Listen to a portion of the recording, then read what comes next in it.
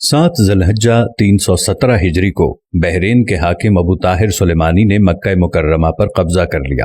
خوف و ہراس کا یہ عالم تھا کہ اس سال حج بیت اللہ نہ ہو سکا، کوئی بھی شخص عرفات نہ جا سکا۔ انا للہ و انا الیہ راجعون۔ یہ اسلام میں پہلا ایسا موقع تھا کہ حج بیت اللہ نہ ہو سکا۔ اسی ابو طاہر نے حجر اسود کو بیت اللہ سے نکالا اور اپنے ساتھ بحرین لے گیا۔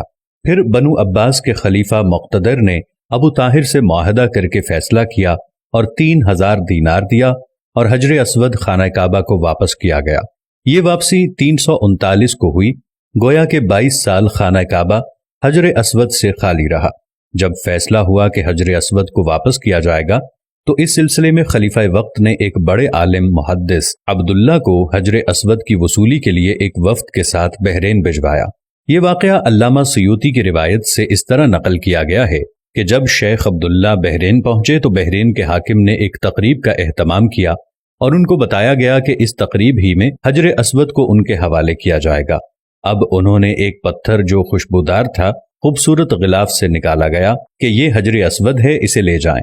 محدث عبداللہ نے فرمایا کہ نہیں، بلکہ حجر اسود میں 2 نشانیاں ہیں، اگر اس میں یہ نشانیاں پائی جائیں تو یہ حجر اسود ہوگا، ورنہ یہ حجر اسود نہیں ہے۔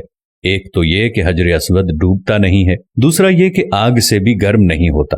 اس پتھر کو جب پانی میں ڈالا گیا تو ڈوب گیا، پھر آگ میں اسے ڈالا گیا تو سخت گرم ہو گیا، یہاں تک کہ پھٹ گیا۔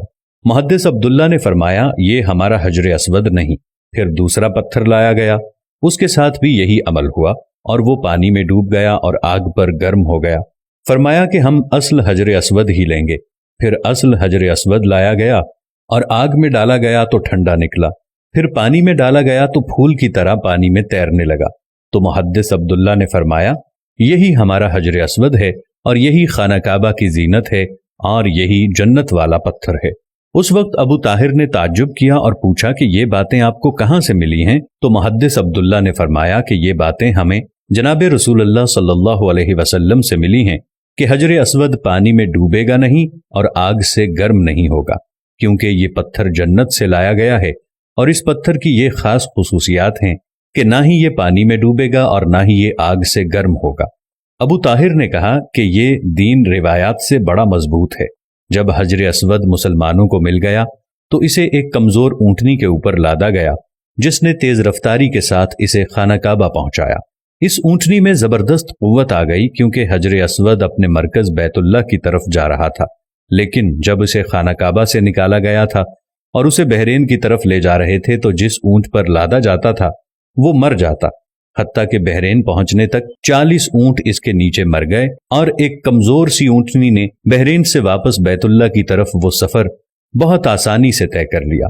کیا خوبصورت شان ہے میرے اللہ کی، کیا خوبصورت شان ہے میرے نبی کی، اور کیا خوبصورت شان ہے اس حجر اسود کی کہ جو جنت کا پتھر ہے۔